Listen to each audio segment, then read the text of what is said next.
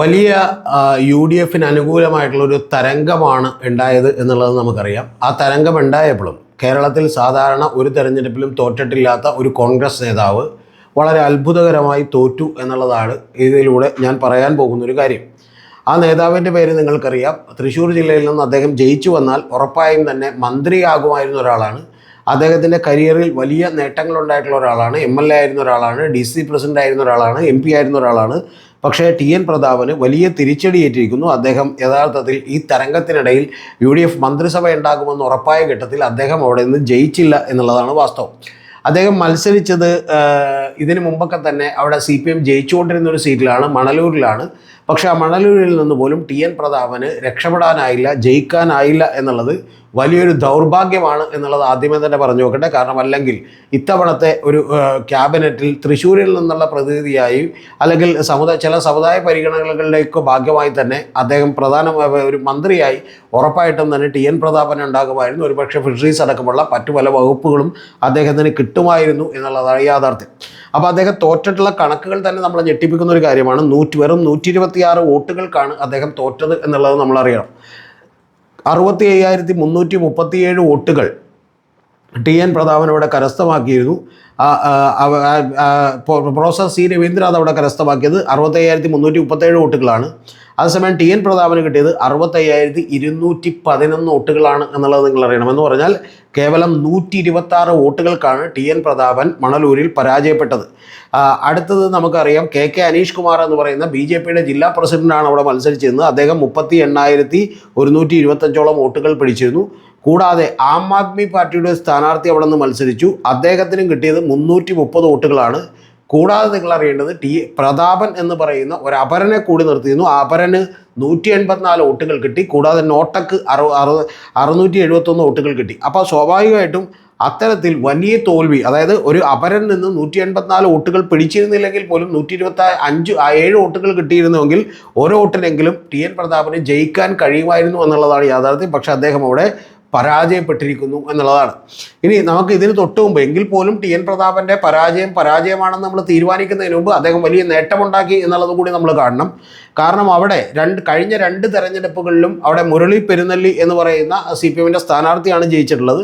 ആ സ്ഥാനാർത്ഥിയെക്കുറിച്ച് ഞാനൊരു കാര്യം പറഞ്ഞാൽ ഒരുപക്ഷെ എൻ്റെ പ്രേക്ഷകർക്കൊക്കെ ഓർമ്മ വന്നേക്കും. കാരണം അദ്ദേഹമാണ് മറ്റേ ഹോട്ട് ഡോഗ് തീറ്റ മത്സരം നടത്തി അതിലൊരു ജപ്പാൻകാരനായിട്ട് വിജയിച്ചു എന്ന് പറഞ്ഞപ്പോൾ അന്ന് ദേശാഭിമാനിയിൽ തെറ്റായിട്ടൊരു വാർത്ത കൊടുത്തിരുന്നു. പട്ടിതീറ്റ മത്സരത്തിൽ ജപ്പാൻകാരൻ ജയിച്ചു എന്ന് പറഞ്ഞിരുന്നു ജൂലൈ 4, അതായത് അമേരിക്കയുടെ സ്വാതന്ത്ര്യദിനം ആഘോഷിക്കുന്ന സമയത്താണ്. അപ്പോൾ ഇദ്ദേഹം ഈ മുരളി പെരുന്നെല്ലി ആളൊരു പാവമാണ്. അദ്ദേഹം ദേശാഭിമാനി മാത്രം വായിച്ച് അത് വിശ്വസിക്കുന്ന ഒരാളാണ്.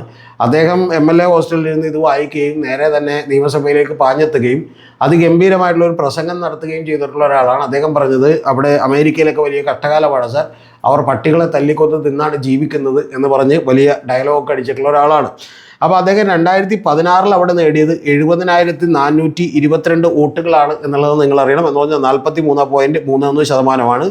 അന്ന് അവിടെ മത്സരിച്ചിട്ടുള്ള അബ്ദുറഹ്മാൻ കുട്ടി അദ്ദേഹം നേടിയിട്ടുള്ള 51,907 വോട്ടുകളാണ്. അവിടെ വലിയ ഭൂരിപക്ഷത്തിന് ഈ പറയുന്ന നമ്മുടെ മുരളി പെരുന്നെല്ലി ജയിക്കുകയാണ് ചെയ്തിട്ടുള്ളത്. എന്ന് പറഞ്ഞാൽ ഏതാണ്ട് 19,000 വോട്ടുകളുടെ ഭൂരിപക്ഷത്തിന് അദ്ദേഹം ജയിച്ചു എന്നുള്ളത് നമുക്കെല്ലാം അറിയാം. അന്നും പക്ഷേ അവിടെ നിന്ന് AN രാധാകൃഷ്ണൻ 37,680 വോട്ടുകൾ പിടിക്കുന്നുണ്ട്. എന്ന് പറഞ്ഞാൽ BJPയുടെ വോട്ടുകൾ അന്നും 2016 37,680 വോട്ടുകളാണെന്ന് ചുരുക്കം. കൂടാതെ SDP ഒരു സ്ഥാനാർത്ഥി ഉണ്ടായിരുന്നു, അവരന്ന് 1,180 വോട്ടുകൾ പിടിക്കുന്നുണ്ട്. ഇതാണ് 2016 അവിടുത്തെ ചരിത്രം. എന്നാൽ 2021 വരുമ്പോൾ മുരളി പെരുന്നെല്ലി വീണ്ടും തൻ്റെ ഭൂരിപക്ഷം ഉയർത്തിക്കൊണ്ടാണ് വരുന്നത്. കാരണം നേരത്തെ ഒരു 19,000 വോട്ടുകളായിരുന്നെങ്കിൽ അത് 29,000-ലധികം വോട്ടുകളാക്കി അദ്ദേഹം ഉയർത്തുന്നു. മുരളി പെരുന്നെല്ലിക്ക് കഴിഞ്ഞ തവണ 2021 അവിടെ കിട്ടിയത് 78,337 വോട്ടുകളാണ്. അതേസമയം വിജയ് ഹരി എന്ന് പറയുന്ന ഒരു ഇന്ത്യൻ കോൺഗ്രസിൻ്റെ നേതാവ് മത്സരിച്ചപ്പോൾ കിട്ടിയത് 48,461 വോട്ടുകളാണ്. AN രാധാകൃഷ്ണൻ കിട്ടിയത് അദ്ദേഹം തന്നെയാണ്, അതായത് മുമ്പ് 2016 മത്സരിച്ച് BJP നേതാവ് തന്നെയാണ് അവിടെ മത്സരിച്ചത്. അദ്ദേഹത്തിന് കിട്ടിയത് 36,566 വോട്ടുകളാണ്. അപ്പോൾ ഇതിനേക്കാൾ ഈ കഴിഞ്ഞ 2 തവണത്തേനേക്കാൾ BJP ഒരു 1000 വോട്ട് കൂട്ടിയിട്ടുണ്ട് എന്നുള്ളത് നമുക്കറിയാം. 1000-2000 വോട്ട് കൂട്ടിയിട്ടുണ്ട്, 38,125 വോട്ടുകൾ കിട്ടിയിട്ടുണ്ട്.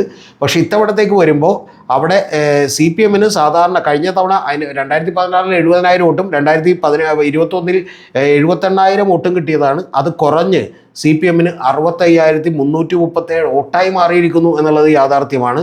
എന്ന് പറഞ്ഞാൽ ഏതാണ്ട് ഒരു 13,000-ഓളം വോട്ടുകൾ കൃത്യമായി കഴിഞ്ഞ തവണ കിട്ടിയതിനേക്കാൾ കുറക്കാൻ അവിടെ കഴിയുകയും കഴിഞ്ഞ തവണ കിട്ടിയിട്ടുള്ള 48,566 വോട്ടുകളിൽ നിന്ന് ഒരു 17,000-ഓളം വോട്ടുകൾ കൂട്ടാൻ ടി എൻ പ്രതാപന് കഴിയുകയും ചെയ്തു.